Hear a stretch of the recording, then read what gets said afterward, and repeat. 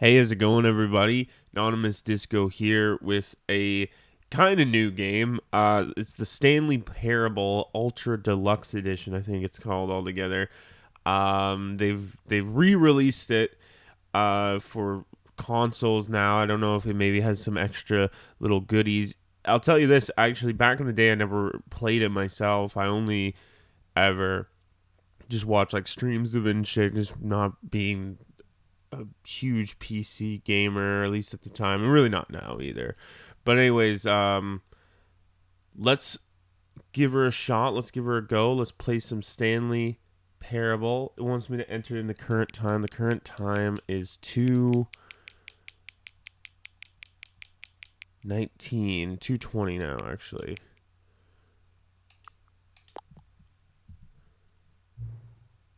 Accessibility settings can be accessed from the main menu. Okay.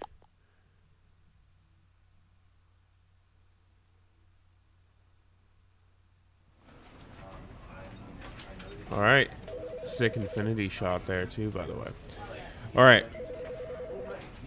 Here we go. The end is never the end, is never the end, is never the end. So, I imagine you're probably familiar with Stanley Parable. This is the story of a man named You'll get the Stanley. idea here. Stanley worked for a company in a big building where he was employee number 427. Employee number 427's job was simple. He sat at his desk in room 427 and he pushed buttons on a keyboard. Orders came to him through a monitor on his desk, telling him what buttons to push, how long to push them, and in what order. This is what employee 427 did every day of every month of every year. And although others might have considered it soul-rending, Stanley relished every moment that the orders came in, as though he had been made exactly for this job. And Stanley was happy. And then one day, something very peculiar happened. Something that would forever change Stanley. Something he would never quite forget. He had been at his desk for nearly an hour when he realized that not one single order had arrived on the monitor for him to follow. No one had showed up to give him instructions, call a meeting, or even say hi. Never in all his years at the company had this happened, this complete isolation. Something was very clearly wrong. Shocked, frozen solid, Stanley found himself unable to move for the longest time. But as he came to his wits and regained his senses, he got up from his desk and stepped out of his office. All right, now we're playing.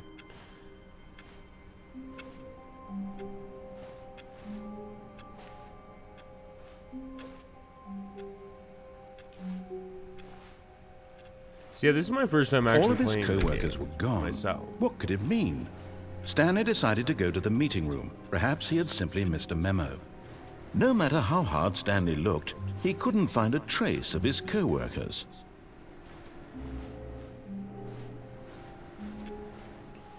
All right, off to the meeting room. Remember.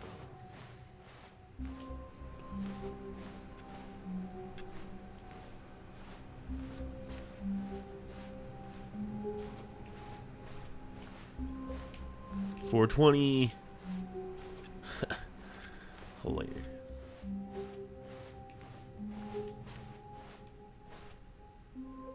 What's that saying there?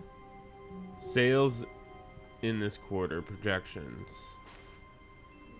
This does not make sense. So cool, man. Reminds me a lot of When Stanley Portal. came to a set of two open doors, he entered the door on his left. So here we go. Like, if you're not familiar with Stanley Parable, the idea is that like this guy's narrating it, and you can either listen to him or not, and then it will just the game will change, and it's all about making choices and stuff. So he said go on the one on the left, and I don't know, should we follow right off the bat, or should we go on the right? This was not the correct way to the meeting room, and Stanley knew it perfectly well. Perhaps he wanted to stop by the employee lounge first, just to admire it. Yeah, it reminds me of like I don't know. It's a little bit of Yes, Portal. truly a room worth admiring. It had really been worth the detour after all, just to spend a few moments here in this immaculate, beautifully constructed room. Stanley simply stood here, drinking it all in.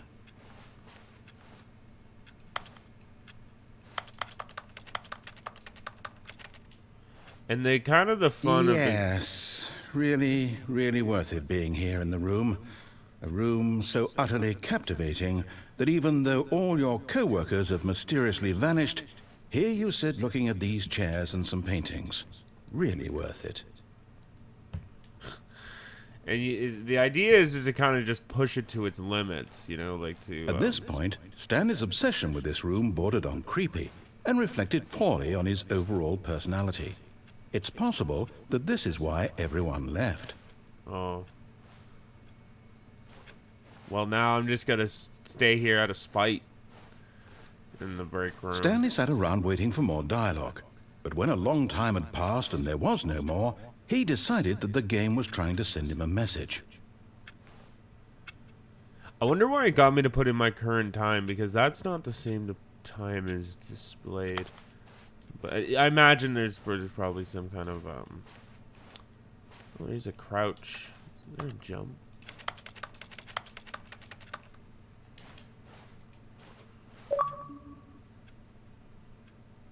Get your first achievement. Awarded for getting any of the achievements as your first. Man, this game is so... You can't jump. No, seriously, we disabled it. This game is so, very meta. I think it's a very, like, important game. Just as... important game period, but for like I don't know, just narrative kind of doing something really different. I'm no expert. I don't know if this is necessarily the first game to have done this kind of like really just kind of meta, breaking the fourth wall, a lot of choice, the game kind of constantly reinventing itself based on what you're doing. It really is just a walking simulator, but it's just a beautifully written, funny, weird, really creative one. And like I said, I've only ever watched like videos of people playing it, and so it's pretty cool now actually being able. But to at play. last, he'd had enough of the amazing room and took the first open door on his left to get back to business.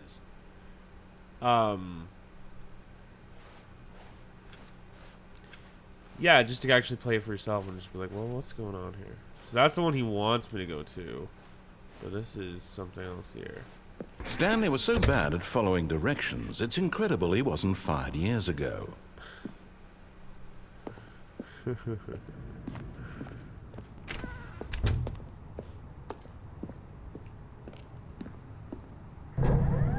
Look, Stanley, I think perhaps we've... But in his eagerness to prove that he is in control of the story and no one gets to tell him what to do, Stanley leapt from the platform and plunged to his death. Good job, Stanley. Everyone thinks you are very powerful. All right, so I think we might have got our first ending there, the suicide ending. All right, and we go again. Should we just follow him this time? Should we just listen to what All of his co-workers were gone. What could it mean? Stanley decided to go to the meeting room. Perhaps he had simply missed a memo.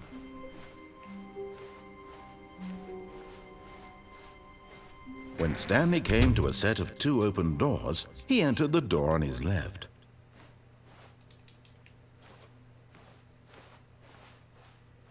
What happens if you go left? You go. Oh, the door closes behind you.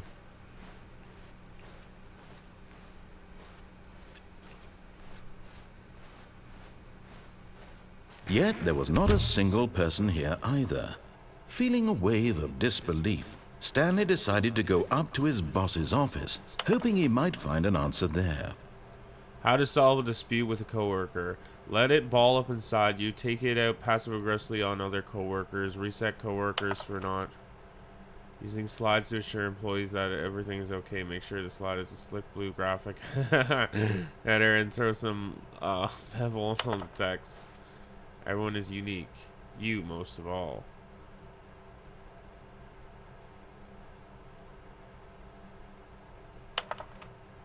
Number of slides on this slide. Charts and slides.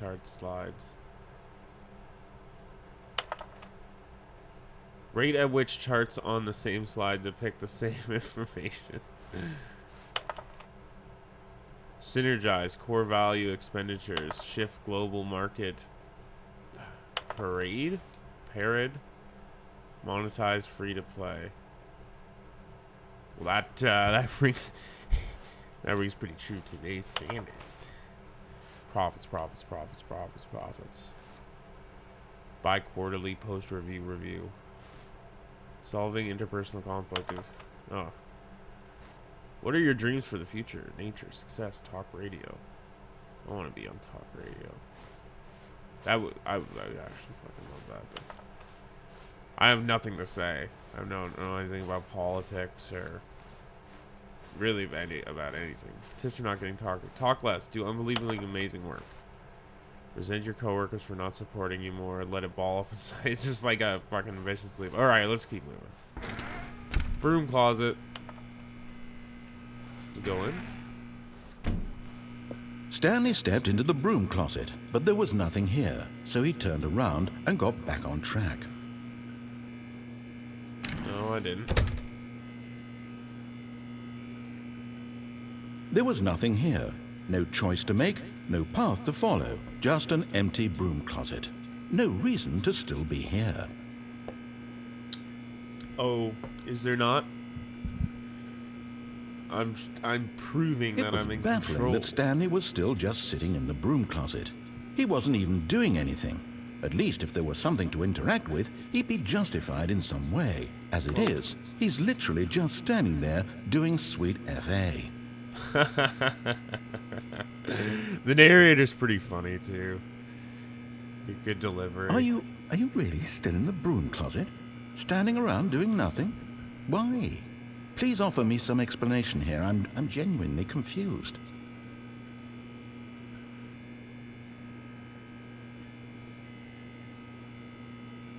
You do realize there's no choice or anything in here, right? If I'd said Stanley walked past the broom closet, at least you would have had a reason for exploring it to find out.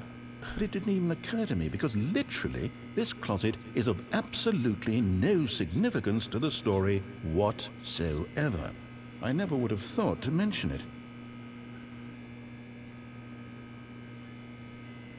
It's safe in the broom closet. Maybe to you this is somehow its own branching path. Maybe when you go talk about this with your friends, you'll say, "Oh, did you get the broom closet ending? The broom closet ending was my favorite." I hope your friends find this concerning.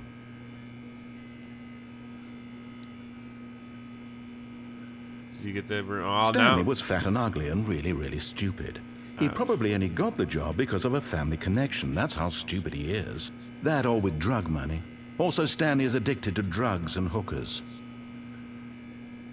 Hey, man. I'm just trying to get the broom closet ending. Well, I've come to a very definite conclusion about what's going on right now. You're dead. You got to this broom closet, explored it a bit, and were just about to leave because there's nothing here, when a physical malady of some sort shut down your central nervous system and you collapsed in front of your screen. Well, in a situation like this, the responsible thing is to alert someone nearby so as to ensure that your body is taken care of before it begins to decompose. Hello? Anyone who happens to be nearby? The person at this computer is dead. They have fallen prey to any number of your countless human physiological vulnerabilities. It's indicative of the long-term sustainability of your species. Please remove their corpse from the area and instruct another human to take their place, making sure they understand basic first-person video game mechanics and filling them in on the history of narrative tropes in video gaming, so that the irony and insightful commentary of this game is not lost on them. All right, when you've done that, just step out into the hallway.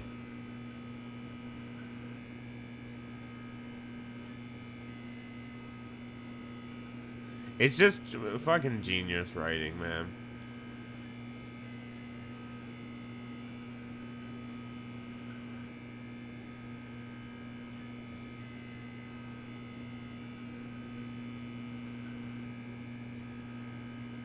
How long is he gonna make me wait for the? I just feel like I've gone this far, you know. Trying to get the broom closet ending, and come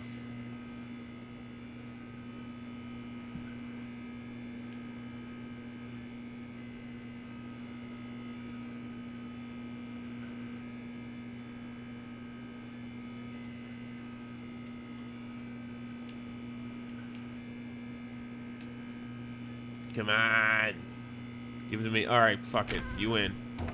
Ah, second player. It's good to have you on board. I guarantee you can't do any work. Coming to a staircase, Stanley walked upstairs to his boss's office. What's down here, though? Creepy basement. But Stanley just couldn't do it. He considered the possibility of facing his boss, admitting he had left his post during work hours. He might be fired for that. And in such a competitive economy, why had he taken that risk? All because he believed everyone had vanished? His boss would think he was crazy. And then something occurred to Stanley. Maybe, he thought to himself, maybe I am crazy. All of my co-workers blinking mysteriously out of existence in a single moment for no reason at all? None of it made any logical sense. And as Stanley pondered this, he began to make other strange observations. For example, why couldn't he see his feet when he looked down? Why did doors close automatically behind him wherever he went? And for that matter, these rooms were starting to look pretty familiar. Were they simply repeating? No, Stanley said to himself, this is all too strange. This can't be real. And at last, he came to the conclusion that had been on the tip of his tongue. He just hadn't found the words for it. I'm dreaming, he yelled. This is all a dream. Oh, what a relief Stanley felt to have finally found an answer, an explanation. His co-workers weren't actually gone. He wasn't going to lose his job. He wasn't crazy after all. And he thought to himself, I suppose I'll wake up soon. I'll have to go back to my boring real-life job pushing buttons. I may as well enjoy this while I'm still lucid. So, he imagined himself flying and began to gently float above the ground. Hey, then he imagined himself soaring through space on a magical starfield, and it too appeared. It was so much fun, and Stanley marveled that he had still not woken up. How was he remaining so lucid? And then perhaps the strangest question of them all entered Stanley's head. One he was amazed he hadn't asked himself sooner. Why is there a voice in my head dictating everything that I'm doing and thinking? Now the voice was describing itself being considered by Stanley, who found it particularly strange. I'm dreaming about a voice describing me, thinking about how it's describing my thoughts, he thought. And while he thought it all very odd and wondered if this voice spoke to all people in their dreams, the truth was that, of course, this was not a dream. How could it be? Was Stanley simply deceiving himself, believing that if he's asleep, he doesn't have to take responsibility for himself? Stanley is as awake right now as he's ever been in his life.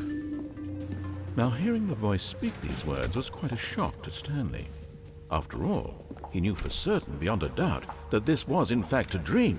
Did the voice not see him float and make the magical stars just a moment ago? How else would the voice explain all that? This voice was a part of himself too. Surely, if he could just... He would prove it. He would prove that he was in control, that this was a dream. So he closed his eyes gently, and he invited himself to wake up. He felt the cool weight of the blanket on his skin, the press of the mattress on his back, the fresh air of a world outside this one. Let me wake up, he thought to himself. I'm through with this dream. I wish it to be over. Let me go back to my job. Let me continue pushing the buttons. Please, it's all I want. I want my apartment and my wife and my job. All I want is my life exactly the way it's always been. My life is normal. I am normal. Everything will be fine. I am okay.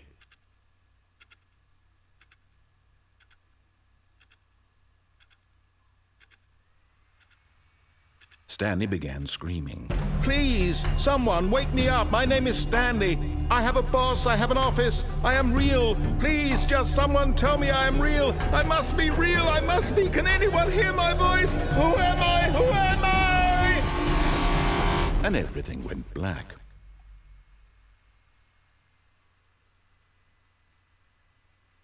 This is the story of a woman named Mariella. Mariella woke up on a day like any other. She arose, got dressed, gathered her belongings, and walked to her place of work. But on this particular day, her walk was interrupted by the body of a man who had stumbled through town talking and screaming to himself, and then collapsed dead on the sidewalk. And although she would soon turn to go call for an ambulance, for just a few brief moments, she considered the strange man. He was obviously crazy. This much she knew. Everyone knows what crazy people look like. And in that moment, she thought to herself how lucky she was to be normal.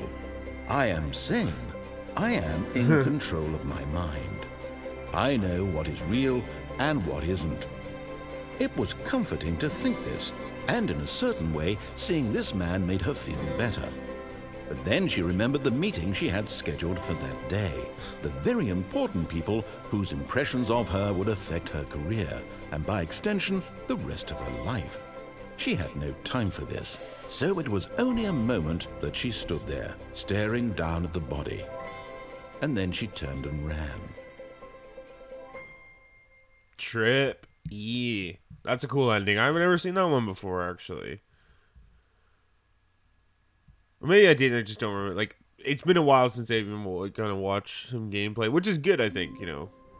Going back and kind of remembering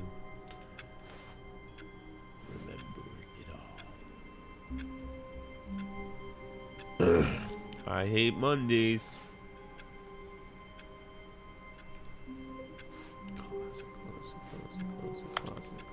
Classic. Absolute classic. That was a cool one. I like that one. All of his co-workers were gone. What could it mean? All right, this time I'm going to listen to him Stanley for a bit, decided though. to go to the meeting room. Perhaps he had simply missed a memo.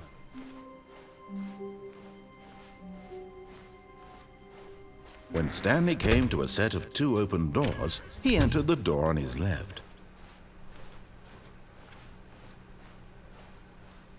Yet there was not a single person here either.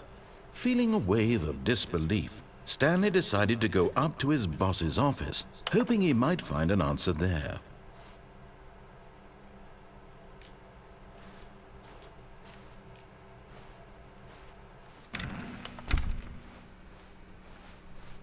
Coming to a staircase, Stanley walked upstairs to his boss's office.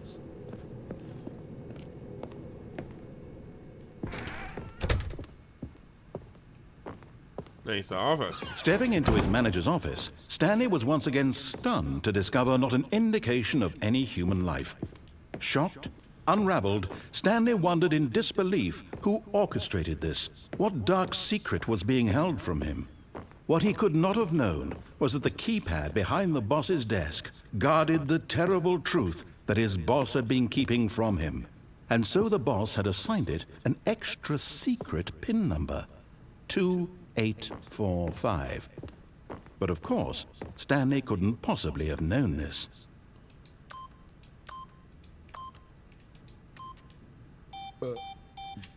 What was it again? 2845? Stanley just sat around twiddling his thumbs. Trying to input anything on the device was useless, since he could never possibly know that the combination was 2845. Right. 2845. Got it. Yet incredibly, by simply pushing random buttons on the keypad, Stanley happened to input the correct code by sheer luck. Amazing. He stepped into the newly opened passageway. But did I though? Is this a piano? No. Alright. Hello. Hello?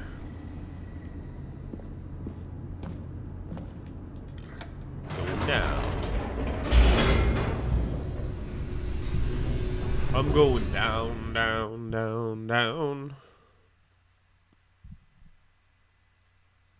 Descending deeper into the building, Stanley realized he felt a bit peculiar.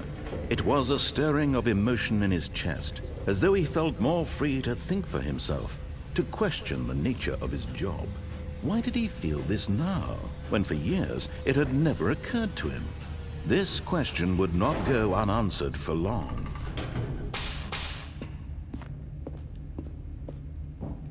Stanley walked straight ahead through the large door that read Mind Control Facility.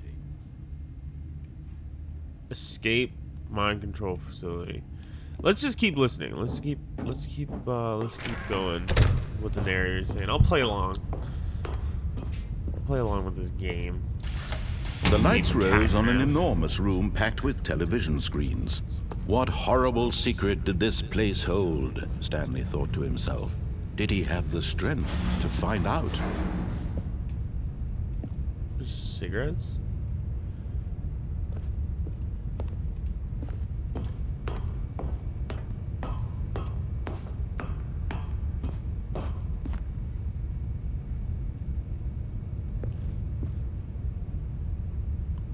Employee observation protocol. So they've been spying on us. Now the monitors jumped to life, their true nature revealed. Each bore the number of an employee in the building, Stanley's co-workers. The lives of so many individuals reduced to images on a screen, and Stanley, one of them, eternally monitored in this place where freedom meant nothing. My God. Aaron Yeager would be fucking pissed.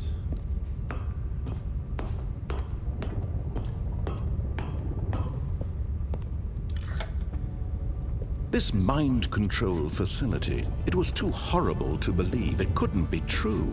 Had Stanley really been under someone's control all this time? Was this the only reason he was happy with his boring job? That his emotions had been manipulated to accept it blindly? No, he refused to believe it. He couldn't accept it. His own life in someone else's control? Never! It was unthinkable, wasn't it? Was it even possible? Had he truly spent his entire life utterly blind to the world? But here was the proof, the heart of the operation. Controls labeled with emotions, happy or sad or content, walking, eating, working, all of it monitored and commanded from this very place. And as the cold reality of his past began to sink in, Stanley decided that this machinery would never again exert its terrible power over another human life. For he would dismantle the controls once and for all.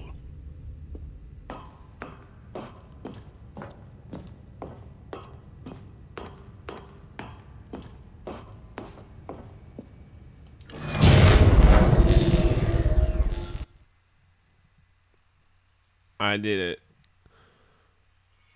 I won. Beat the game. I beat it. There we go.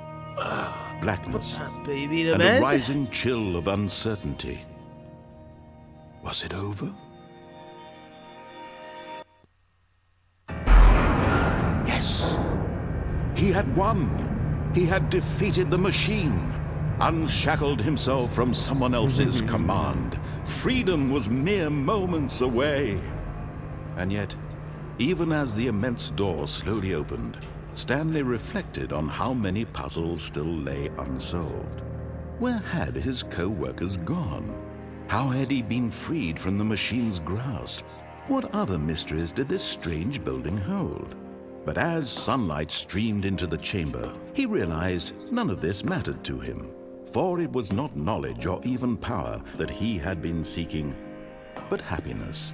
Perhaps his goal had not been to understand, but to let go. No longer would anyone tell him where to go, what to do, or how to feel. Whatever life he lives, it will be his. And that was all he needed to know. It was perhaps the only thing worth knowing. Stanley stepped through the open door.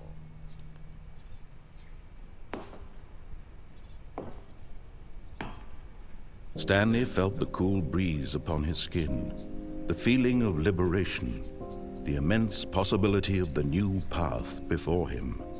This was exactly the way, right now, that things were meant to happen.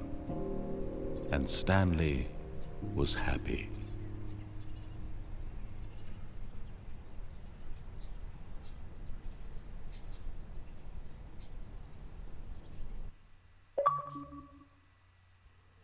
Beat the game.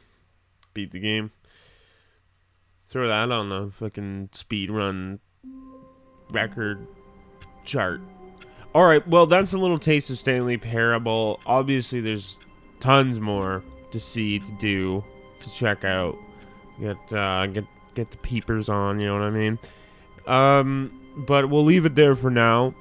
Thank you for watching this video. We'll be back with more. Like and subscribe. And yeah, peace out, everyone. I'll talk to you soon.